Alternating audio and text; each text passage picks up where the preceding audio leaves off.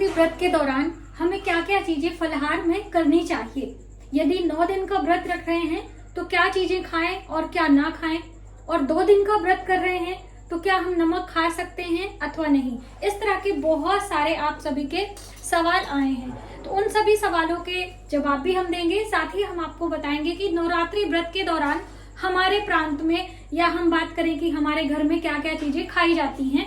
अपनी अपनी मान्यता के अनुसार बहुत सारे लोग कुछ कहीं खाते हैं और कहीं नहीं खाते हैं, लेकिन व्रत का अर्थ क्या होता है आप थोड़ा सा समझें। व्रत उपवास का अर्थ होता है त्याग, अपने इंद्रियों के सुखों का त्याग। और इस इंद्रियों में जो हमारी 5 ज्ञान इंद्रियां हैं और कर्म इंद्रियां हैं, उनमें सबसे अधिक चंचल और सबसे अधिक जिसपे हम कहें कंट्रोल नहीं होता है वो हमारी जबान हो। चाहे बोलने की बात करें तो बोलने में कंट्रोल नहीं है, और चाहे हम खाने यानी स्वाद की बात करें तो स्वाद में भी कंट्रोल नहीं है। तो उन्हीं स्वाद को कंट्रोल करने के लिए व्रत उपवास रखने की सलाह दी जाती है, और इससे हमारा स्वास्थ्य अच्छा रहता है, हमारी बॉडी डिटॉक्स होती है। ठीक है, तो मंत्र जप साधना के साथ में यदि हम अपने खान पान का भी ध्यान रखते हैं तो हम अच्छे से अपने अंदर से भी क्लीन हो पाते हैं और हमारा शरीर स्वस्थ हो पाता है। इस चीज को आप समझें। अब व्रत की बात आती है कि बहुत सारी बहनों ने कहा था कि सुबह उठते ही हम चाय पानी गर्म दूध या कुछ भी लेते हैं तो क्या लेना चाहिए अथवा नहीं। तो देखिए, थोड़ा सा नियम तो हमें पालन करना ही पड़ेगा। हम उपवास हैं, हम व्रत हैं, हम माता रानी के सेवा में हैं, तो आपको सुबह उठते ही नहीं लेना चाहिए। बहुत इमरजेंसी हो तभी आप गर्म पानी या कुछ भी सौंफ पानी धनिया पानी जो भी लेते हैं आप ले, वरना मत ले। सुबह जल्दी उठें, स्नान ध्यान करके अपने पूजा मंदिर में जाके पूजा उपासना करने के बाद ही आपको चाय कॉफी कुछ भी जो लेना है ले सकते हैं। कॉफी वैसे चाय व्रत में नहीं ली जाती है, हम लोग नहीं लेते हैं। दूसरी अहम बात कि और क्या क्या चीजें खाएं, तो देखिए आपने मालूम है सब कुछ खाते हैं, जैसे कि हम ड्राई फ्रूट्स खा लें, लेकिन कुछ ऐसी चीजें खाएं जिससे कि हमारा पेट जल्दी भर जाए, हमें हेल्दी महसूस हो, हमें वीकनेस ना हो, हम पूजा उपास अच्छे से कर पाए। तो जिसमें ड्राई फ्रूट्स खाने की सलाह दी जाती है, जिसमें कि पंचमेवे जैसे कि हम माता को भोग भी लगाते हैं, तो ये सबसे ज्यादा हेल्दी और हमारे स्वास्थ्य के लिए अच्छे होते हैं। तो आप इन्हें दूध में बॉईल करके ले सकते हो, जैसे कि दूध आप खाते ही हैं, दूध पीते ही हैं। अच्छा, दूध से एक बात याद आई कि बहुत सारी बहनें कह रही थी कि मैम क्या दही खा सकते हैं अथवा नहीं।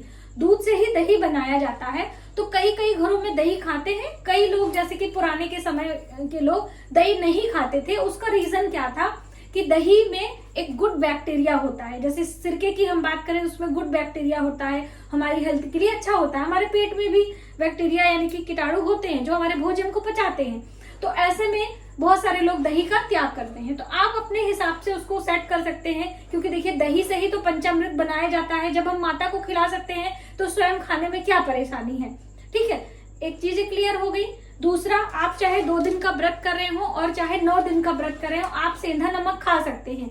आपका शरीर आपका साथ देता है तो आप नमक छोड़े, वरना नमक आप ले सकते हैं, कोई प्रॉब्लम नहीं है। सेंधा नमक खा सकते हैं, व्रत वाला नमक होता है।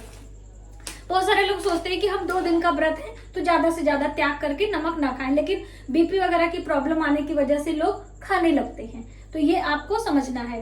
दूसरा, मार्केट की चीजें जैसे कि शुद्धता और स्वच्छता का ध्यान रखते हुए हम व्रत उपवास करते हैं, तो मार्केट की चीजें कम से कम खाने का प्रयास करें। दूध से बनी मिठाइयां जिसमें कोई मिलावट नहीं होती आप वो ले सकते हो, जैसे विश्वसनीय दुकान से आप लेकर आए और उसे माता रानी को भोग लगा रहे हैं तो आप स्वयं भी ले सकते हैं। ठीक है, बाकी आप घर की बनी शुद्ध साफ चीजें ही खाएं। अब देखिए घर पे भी बहुत सारी गंदगी होती है, हमें ध्यान देना होता है। व्रत उपवास में अपनी रसोई को पूरा क्लीन करके और अपने जो हमारे ये रोज वाले कपड़े वगैरह होते हैं इन्हें हाथ पोंछने के, इन्हें भी आपको साफ करना है। ठीक है, अच्छे से हो सके तो अलग रखें व्रत के लिए। और दूसरी अहम सबसे ज्यादा होता है, मिक्सर में गंदगी रहती है। हम इसकी बात करें तो हम इसमें कोई भी चीज पीसते हैं, तो जैसे लहसुन प्याज वगैरह इसमें पीसा रहता है, तो इसके अंदर आप एक आलू डाल दीजिए और आलू को ग्राइंड करके इसको धो के साफ करेंगे तो अच्छे से क्लीन हो पाएगा, वरना अंदर भी गंदगी लगी रहती है। तो ये भी आपको ध्यान में रखना है। ठीक है, सारे ड्राई फ्रूट्स आप मंगा लें, जैसे कि सिंघाड़े का आटा और ये कुट्टू है, इसकी दलिया और खिचड़ी बनती है, वो खाते हैं। सारे ड्राई फ्रूट्स आप दूध में बॉयल करके खा सकते हैं। एक बार पूजा करने के बाद अगर एक गिलास दूध में सारी चीजें ले लेंगे तो आपको बहुत एनर्जी भी मिलेगी और आप हेल्दी भी महसूस करेंगे। ये आप ले सकते हैं। उसके बाद आपने फल ले लेना है, तो सारे फल आप खाइए, फलों का जूस लीजिए। फलों में सबसे अच्छा माना जाता है ये केला। ये हेल्दी भी होता है और बहुत आसानी से आप फटाफट आप कहीं भी किसी भी सफर में हैं, कहीं भी हैं, इसे धोने की जरूरत भी नहीं पड़ती है, तो आप इसको फल ले सकते हैं, बहुत ही अच्छा होता है।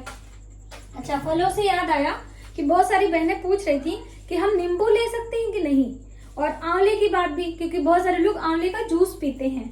ठीक है, तो आप आंवला भी ले सकते हैं, नींबू भी ले सकते हैं और बाकी चीजें ले सकते हैं। हाँ, टमाटर के बारे में बहुत सारा कंफ्यूजन है कि हम टमाटर या फिर हरी मिर्ची या फिर हम धनिया, ये चीजें व्रत में लें या ना लें। तो देखिए, अपनी अपनी मान्यता, मैंने जैसे आपको बताया, हमारे लोगों के यहाँ टमाटर खाया जाता है, हरी मिर्ची खाते हैं, और बहुत सारे लोग कहते हैं लाल मिर्ची हम नहीं खाते हैं। तो आपको हम बताना चाहेंगे, ये है लाल मिर्ची और ये है हरी मिर्ची। अब ये सूख गई तो लाल बन गई है, क्या प्रॉब्लम है? प्रॉब्लम कहाँ पर आता है कि हमें व्रत उपास में सात्विक चीजें, सतोगुण वाली चीजें खाने की बात कही गई है, जैसे कि लहसुन प्याज तमस गुण के अंतर्गत आता है, उसे त्याग करने को बात कहा गया है।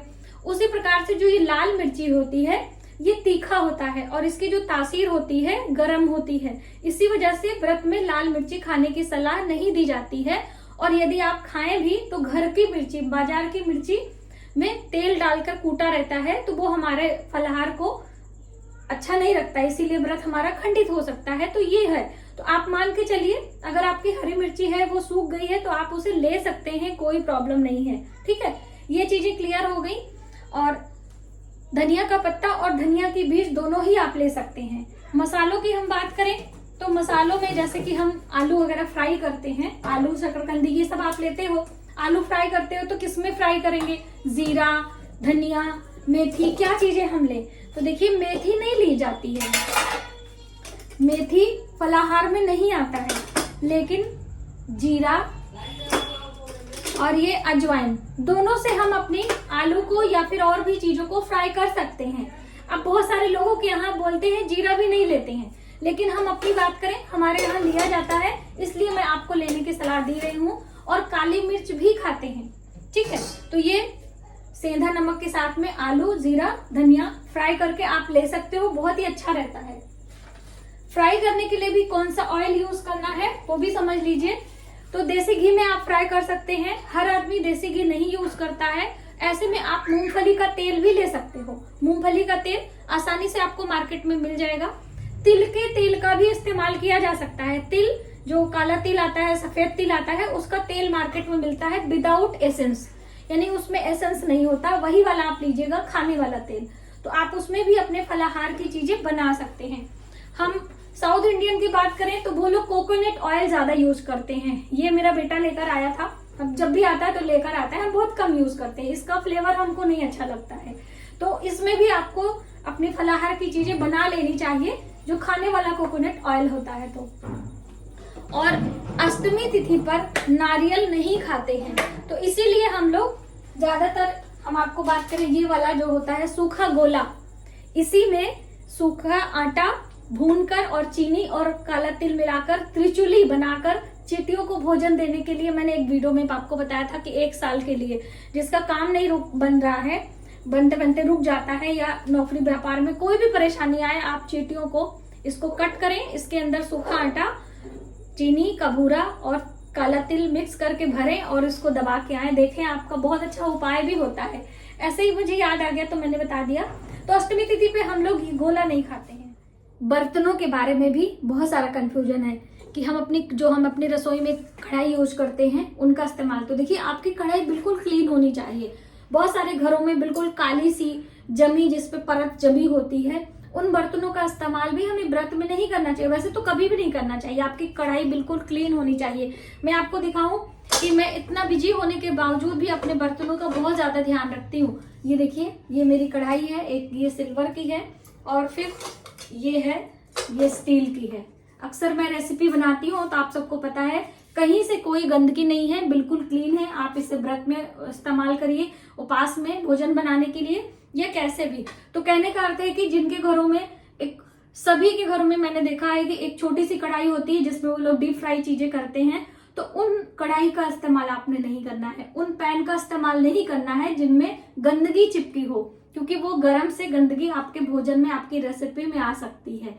ठीक है, तो आप ये भी ध्यान रखेंगे और कोशिश करें कि कम चीजों को खाएं जिससे आपका शरीर हेल्दी हो और अपने अंदर के बॉडी को डिटॉक्स करने में आपकी हेल्प कर सके।